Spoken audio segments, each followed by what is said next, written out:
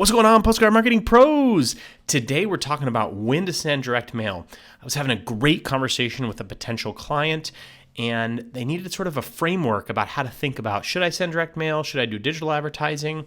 So what I'm going to do is there's kind of three buckets here to know if direct mail is right for you, and I'm going to break it down for you right now. Let's dive in.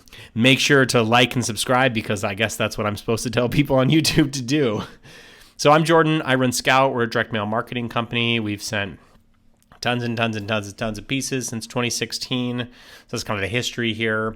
So the question really is like, when should you send direct mail? And again, there's sort of three buckets here that are very important. And I think overall, before we get to sort of these buckets, the thing to keep in mind is direct mail is really good when home data is very important to you. So Facebook and Google, all these other sort of online channels are great with like lookalike list, for example. They've got amazing machine learning, just really, really clever stuff that you can do. But if you're early and maybe you don't have a ton of people to do matching with, or there's something at the home level that's just way more important than who happens to be on Facebook right now, then direct mail is a really good channel for you. So these are the kind of three buckets that I like to think about. There's basically a bucket where you're optimizing for cost, right? Where you want to hit the most amount of people at the lowest possible price. And this is where you're thinking about price. There's another bucket where you can do targeted mail, and I'll sort of talk to you about when that's right. And then I've got sort of this third bucket, which is like, if you want to go absolutely insane with direct mail, this is the kind of stuff that we're pretty good at. So I'll talk to you about that third bucket. But let's talk about bucket one, which is price. Now, this is really where you can do, it's called EDDM, saturation. There's a handful of different types of this sort of price optimization. Now, you're not buying a list here. That's really key. You're targeting by averages. So this looks like data at the carrier route level. So think about a zip code. Let's say there's 10,000 homes in a zip code. There may be 1,000 homes in a carrier route. And you can surprisingly get some really good data at the carrier route. What's the percentage of owner-occupied homes? What's the average income? What's the average home value? There are these things called index percentage, which is the propensity to do something at or below an average, basically the nationwide average. So an index score of 100 for shopping at Whole Foods means this carrier route, these 800, 500 people, 1,000, 10,000 people are equally likely to shop at Whole Foods as anywhere else in the country, right? So if there's a 200% 200 index score, it means that they're twice as likely to shop at Whole Foods, right? So you can get these propensity modeling, likelihood to redeem coupons online. You can get that kind of stuff at this carrier route level. And the way to think about this is, how can you, basically you should be sending this type of mail if you can't eliminate somewhere between 50 and 75% of the people in a carrier route that are not good fits for you, because the price is just so much better if you're not paying that standard class or first class postage with saturation / EDDM. Every door direct mail is what that stands for. So it's better to just actually cast a net wide, save on the per piece rate, and cast sort of a wide net. But if you can remove 75% of the people, then you should not do this 50 to 75%. Then you should not do area mail. You're just not going to make it up in volume. So that's kind of a nice rule of thumb that I like to keep in mind. So here's an example of a client that we are working with now. And you can see here on the far left, you see SFDU, single family dwelling unit, MFDU, multifamily dwelling unit. It's like a curse word, it looks like, right? So in this top carrier route, there's 988 people. So in this particular customer had 186 leads in this. In this case, we did it by zip. And then the other one is by carrier route. So for this entire zip code, and so if you look all the way down, this is just like one zip code. See, these are a bunch of carrier routes in one zip code.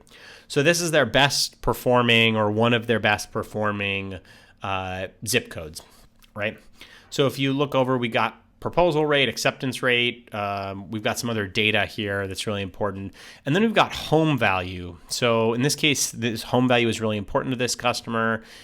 We've got income. So this is the average income of the folks in this carrier route. So you can see for this first carrier route, there's only multifamily dwelling units. There's 988 of them. And the average age is 54 years old. Now, this column in red is really why we decided to ditch this approach. So on the far right, basically this carrier route has 86% of owner-occupied homes. And this was like really important to this client because you had to own your home to use this product. That's great. If all of these sort of top routes were at this number, all day long we would do area mail. We're only throwing away 14% of the postcards, but we generally can save half off. So it's okay if half of the people are sort of thrown away here. But as you start to go down to these carrier routes, you see numbers like 50%, 44%, 36%, 30%. So now I'm throwing away 70% of my mail. And we looked at this and we thought, oh, man, we just can't make these numbers work, right? We try to start here because you can just get way more bang for your buck. But in this case, we decided to pivot to targeted mail.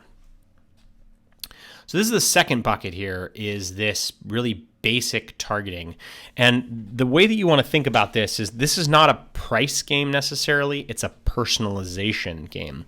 So, and a targeting game too. So how can you target just the right people? And the way to think about this is like, so think about this like, okay, I'm targeting dudes that wear Nike, that like to go outdoors, that are into jumping, that are into deserts, right? Like that's the kind of level of targeting that you can do. In a real world example, which I'll show you in a second, but it's like income ranges, make sure the home is owner occupied, above square feet, has a pool, there's more than 12 kids in the home, they have pets, they have medical challenges, right? So that's the type of targeting. And once you start layering on that data, and it's kind of free to do this comparison here. You can look at these carrier routes and then you can look at this targeting, and let's say you find 100,000 people in the carrier routes of 5 zips, and you do the same sort of math on the targeting side, and you find there's only 10,000 people that are really, really good fits. Well, then you know you should really be doing targeting. If you do the same exercise and you find that 50% of the people in this zip are great matches, well, just blanket everyone. It's okay. You're not going to, you may send to some people that aren't right, but you get such a great cost savings that you might as well just hit more people, and some of those people are going to be additional fits too. Just the sheer volume is going to pay for itself. So basically we did the same analysis, and on the first analysis we found that I think there was 600,000 people or something in all these carrier routes. And even if you just looked at their top performing zips, there was tens of thousands of people.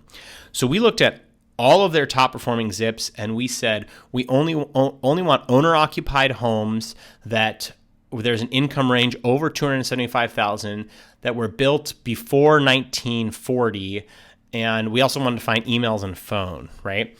So that total was 11,000 people, way less than the type of targeting we were doing before, right? The blanket targeting. So now we're paying more for postage here, but we've got a really, really great list, and it's super, super targeted. So you can compare these two things and kind of say, okay, well, these are sort of our two options, and just sort of run the basic math here and say, actually, no, we've got rid of sort of 75% of the sample in just the carrier routes. Even if we cherry pick the best carrier routes, just do targeted. There's one other way to do direct mail, and this is the third way. And this is what we're doing here at Scout, and I'm pretty excited about it. So I wanted to kind of give you a different take on direct mail. A lot of people aren't thinking this way. They haven't done something like this before. And a lot of printers would never do something like this because their skill set is, what kind of paper do you want? How thick is it? Like standard or first class postage? So let me talk to you about what's really, really possible, because direct mail is expensive, right? It's not your first go-to channel. I tell people all the time, don't send direct mail. They're like, oh, I'm just getting started. Don't send direct mail. You should test on Facebook. You can iterate much faster. You can test messaging. You got to spend a lot of money on direct mail if you're just testing. So do that on digital channels. And then once you know, scale to direct mail. But this is a case where the home data is actually much more valuable than anything I could do on Facebook. And let me kind of walk you through that. So what we're doing is we're identifying homes that are out of power now, right? And this is a home event level, and it changes pretty frequently. So here in California, we had 715,000 homes that were shut off in power in 2020. Because of something called a public safety power shutoff event, PSPS is what it's called. And these are planned outages here in California. And it was like 5% of all of residents were out of power. And those are just planned outages. People had more outages than that, but these are the planned ones. The average outage was for 28 hours, and the longest one was for 75 hours. So we're able to identify homes that are out of power now. So now we have something that these digital channels just can't match, right? This is a fluctuating status is across the state, and we actually know at the address level who these homes are. And so before this video, I just pulled this data here. There's 21,000 homes in California that are out of power now as of this video. And this can fluctuate by 5, 10, 20, 100,000 in a day. And you can see this actually has data across the country, but this is just in California. So what we're doing is once we have the address, we don't really know a lot about the address. We've just got an address. And we want to know some things about it. In this case, we're selling solar plus storage.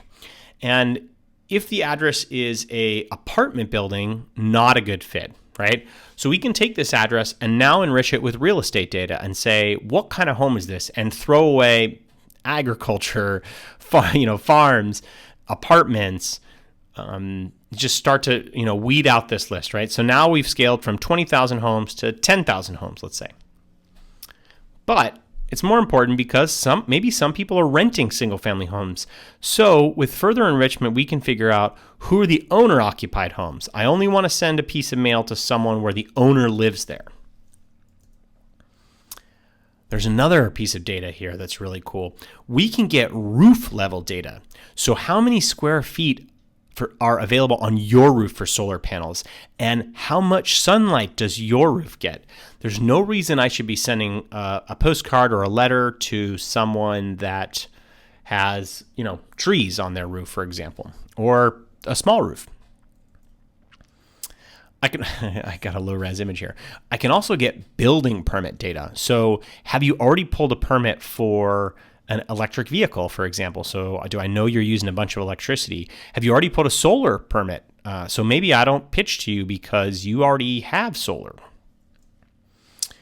I can also get neighborhood level data, right? And this starts to become really interesting. If your neighbor Susie and Sally and Jessica all have gone solar, there's a much higher likelihood that you are going solar. So we can sort of figure out, okay, is this very prevalent in your neighborhood or not?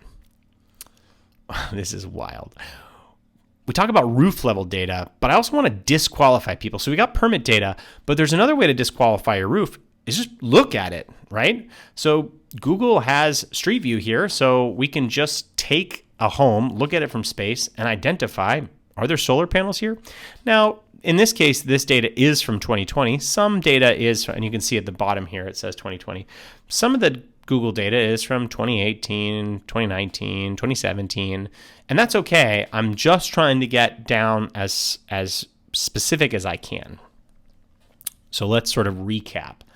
We've got owner-occupied, single-family homes. We can find out real estate data. So what's the square footage? What's the heating type, right? Is it a single-family home? We can then get occupant data, and this is really cool. So we can figure out what's the income, what's their proxies for credit scores, figure out how many hours sunlight per year, how many square feet of our solar panel, have they pulled any home permits here, do they have panels already, how many other folks in their neighborhood have gone solar, and then I can match all that too with their outage data. So were they out for 5 hours or 50 hours, right? So now we're doing something that's totally different. And instead of thinking about, in the first category, sort of bucket one, we have a cost, right? We're really trying to optimize for cost, trying to hit as many people as possible to get our cost per customer acquisition down. In this middle bucket, we're doing some basic targeting. We're going to use that targeting to personalize, to talk about what we know about that personal location. And at Scout here, we'll do some location-based personalization. So if we know you're here and we know your nearest neighbor used this service, we can join that data and say, hey, Jordan, did you know Jessica just 3 doors down from you used our service? She had a great time. But this type of filtering, it allows you to do crazy things that will get the attention of the homeowner. And this means that if I can take a list of 10,000 homes in a given week and filter it down to just 100 homes, I can send a physical battery pack to their home. Maybe my cost is $20, $30, $40 per piece to do that. But that's going to have a huge impact. And I'm going to stand out of that stack of mail, and people are going to, especially if I make them sign for it, they're going to read my piece. And they're going to have just come off a power outage because I can send it to them instantaneously. I can do it second day air. And now you start to be able to automate and target like no other digital channel can. And I didn't really talk about this, but there are also ways to enrich that homeowner with the address with other types of digital targeting. So what's their email? What's their phone? You can upload first name, last name, city, state to Facebook for custom audience targeting, right? So now you have done something that these digital channels can't do. And you don't care as much about cost per piece. You care about conversion. And you have focused in on the home data. So these are kind of the 3 buckets that you should use to think about direct mail. Can I start with the low price stuff, the EDDM, saturation mail? How can we target as many people at the lowest cost possible? But make sure that you don't have other things that weed out an area that you can say, okay, in this particular neighborhood or this particular zip, actually I can get rid of 50 to 75% by being ultra targeted. Then do targeting and think about how you can use that targeting to personalize too. Now, you're still, you're not going to send a $50 battery to these folks, right? You're going to send a letter maybe, or, in one case, we're actually sending a check with a letter with a perforated thing so people can use a business reply envelope, drop it in the mail, and send it back. And you want to personalize, right? So you know their location. So think about what other types of personalization you can do at that location. You've got the neighbor. You can talk about, you can even actually, we've got an option where you can call that neighbor. So we got a forwarding phone number. So you can be like, hey, Jessica, I just got this piece and I saw that you signed up for this thing. What was that experience like?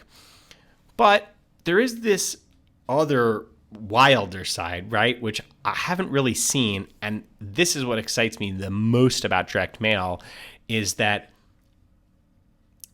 you're not optimizing for cost here. You're focusing on targeting.